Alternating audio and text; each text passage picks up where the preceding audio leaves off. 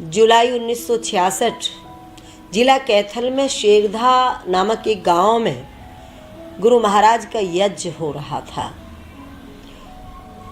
मानने वाले, सम्मान देने वालों की भी कोई कमी नहीं थी, लेकिन जब आप देखते हैं कि कोई बहुत प्रसिद्ध होता जा रहा है, विख्यात हो रहा है, तो कोई ना कोई उसके विरुद्ध बोलने वाला खड़ा हो जाता है। और ऐसा गुरु महाराज के साथ अक्सर हर जगह होता था।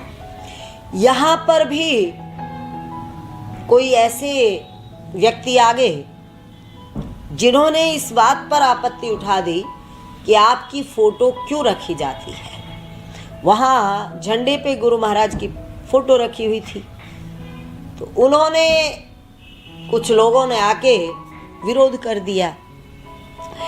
दरअसल हमारे हिंदू धर्म में कई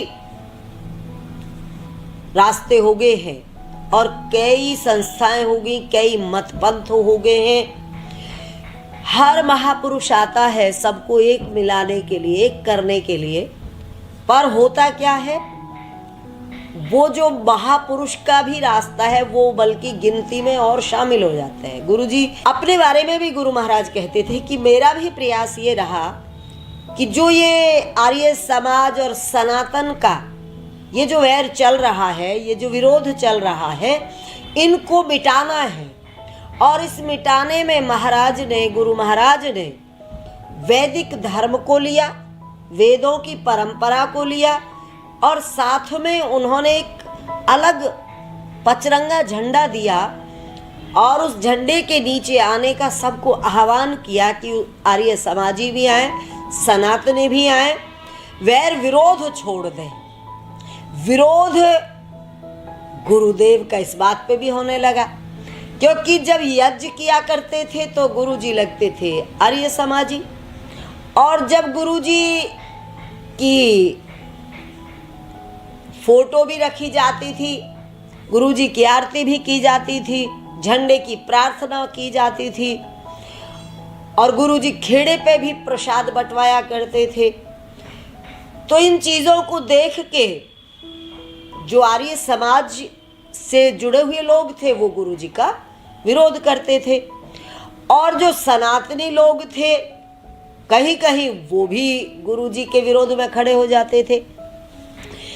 फिर दोनों को पूरी तरह से संतुष्ट करते थे गुरुजी, शास्त्रार्थ भी करते थे और उनको तर्क वितर्क के द्वारा विषय को समझाया भी करते थे, क्योंकि उनका उद्देश्य ही ये था, हमारा पंचरंगा झंडा पंचायती अखिल विश्व को देवे आजादी। खुद कहा भी करते थे कि मैं सबको एक करने चला हूँ, पर मुझे ऐसा लगता है कि ये एक गिनती में शामिल होगा, सबको एक नहीं करेगा, क्योंकि जिनको समझाया जा रहा है, जिनको बताया जा रहा है, वह उस बात को उस ढंग से समझना ही नहीं चाहते। ये अलग मत खड़ा कर देते हैं, अलग पंथ खड़ा कर देते हैं। खैर, हम उस विषय पे आते हैं जो फोटो का विषय था। गुरुजी की फोटो रखी हुई थी, उसके सामने ज्योत जल रही थी, तो वहाँ शेरधा में कुछ लोगों ने आके ये सवाल किया कि जब आप स्वयं बैठे हैं, साकार रूप में बैठे हैं, तो ये फोटो आपकी क्यों पूजी जा रही है। गुरुजी ने उनको बड़ी शांतिपूर्वक समझाना शुरू किया कि देखो भाई, हमें तो फोटो में कोई दिलचस्पी न है, न थी कभी। ये सब भक्तों का ही एक खेल है। एक सुंदर फौजी फतेहपुर से बहुत मानता था, पूरा परिवार ही उनका बहुत माना करता था, गुरु महाराज की मान्यता करता था, आज भी करता है। वो फौज में रहा करता था, वहाँ भी उससे पूछते थे लोग कि तुम्हारे गुरु कौन है, उनकी फोटो तो दिखाओ। अब उसने ये बात गुरुजी से कही कि गुरुजी मैं आपकी फ़ोटो लेना चाहता हूँ, मैं जब आपकी बात करता हूँ तो सब आपकी फ़ोटो देखना चाहते कि अपने गुरु के दर्शन करवाओ, फ़ोटो दिखाओ, कौन है, कैसे है। गुरुजी ने जब उसकी इतनी प्रबल इच्छा देखी तो हाँ बोल दिया। वो गुरुजी को अम्बाला ले आए। उन दिनों आसपास तो कहीं सुविधा होती नहीं थी। वो अम्बाला लाए और अम्बाला लाकर गुरुजी की फोटो उतरवा दी। वो फोटो उसने 3 फोटो करवाई। एक फोटो वो मिलिट्री ले गया, एक फोटो अपने घर रख ली और एक फोटो उसने, उसका एक साथी था गांव में, फतेहपुर में, कृष्ण पंडित, उसने ले ली। वो भी गुरुजी को बहुत मानता था। एक दिन क्या हुआ, गुरुजी बताने लगे उन लोगों को। ये सारी बात गुरुजी ने बताई जब उन्होंने आपत्ति की गुरुजी की फ़ोटो के ऊपर कि ये फ़ोटो, हमें तो यही फ़ोटो के विषय में कोई जानकारी नहीं थी, हमारी फ़ोटो उतर गई, हमें पता नहीं कैसी है क्या है। एक दिन गुरुजी बताते हैं कि मैं गया कृष्ण पंडित के घर, उन्होंने मुझे बुलाया तो वहाँ पर ये फ़ोटो रखी हुई थी। मैंने ये फ़ोटो देखी।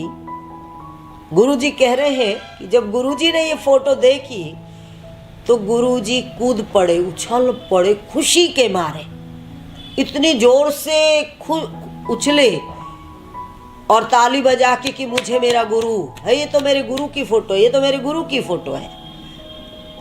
अब गुरुजी तो खुश हो रहे इस बात को लेके कि मेरे गुरु की फ़ोटो है, और वो परिवार वाले गुरुजी को देख के हैरान हो रहे हैं कि गुरुजी ऐसा क्यों बोल रहे हैं। तो उन्होंने कहा, महाराज ये फ़ोटो तो आपकी है, गुरु की तो है नहीं। गुरुजी ने कहा कि यही मेरा गुरु है। जब मैं ध्यान में बैठता था, आँख बंद करके बैठता था, तो यही फ़ोटो मेरे सामने आया करती थी। ये मेरा गुरु है, ये मैं नहीं हूँ। लेकिन उन्होंने कहा, नहीं गुरुजी, ये वो फ़ोटो है जो सुंदर ने अम्बाला उतरवाई थी आपकी, ये फ़ोटो है। तो गुरुजी कहते हैं कि उस दिन मुझे ये पता लगा कि ये मेरी फ़ोटो है। तब से मैंने ये कहना शुरू किया कि मैं अपना गुरु स्वयं हूँ। मुझे अपनी किसी उपासना की कोई इच्छा नहीं है, मुझे किसी पूजा की ज़रूरत नहीं है, लेकिन अगर भक्तों को इससे खुशी मिलती है, संतोष मिलता है, तो मुझे इसमें भी कोई आपत्ति नहीं है, क्योंकि ये तो लोग हैं, ये तो संसार है। हम इनको कितना ही फ़ोटो से हटा दें, कितना ही इनको दूर कर दें, फिर भी ये फ़ोटो के बिना मानते नहीं हैं। महर्षि दयानंद ने इतना विरोध किया, टंकारे में उनकी फ़ोटो रखी गई, विरोध करने के बाद भी उनको पूजा जा रहा है। तो ये चित्र मेरी अपनी इच्छा से नहीं है, लेकिन इसका मुझे कोई विरोध भी नहीं है, क्योंकि भक्तों को खुशी मिल रही है, मिलती रहेगी। तो एक संदेश इस प्रसंग में छिपा है गुरु महाराज का कि गुरुजी आकर्षित नहीं थे अपने प्रति, अपने चित्र के प्रति, अब मोह में नहीं थे, पूजा की इच्छा नहीं रखते थे, पर भक्तों के लिए उन्होंने ये रास्ता दे दिया था कि कोई बात नहीं। पर फिर भी लोग पहले विरोध करते थे, आज पूजा कर रहे हैं। आज गुरुदेव के जाने के बाद उनके मंदिर बन रहे हैं, फोटो स्थापित हो रही है। गुरुजी का संदेश यही है। अगर गुरुजी को अपनी फ़ोटो में अपना गुरु दिख रहा है तो हमें भी समझ लेना चाहिए कि हमारे में ही हमारा गुरु मौजूद है। हम स्वयं अपने गुरु हो सकते हैं गुरुजी की तरह से। ओम तत्सत।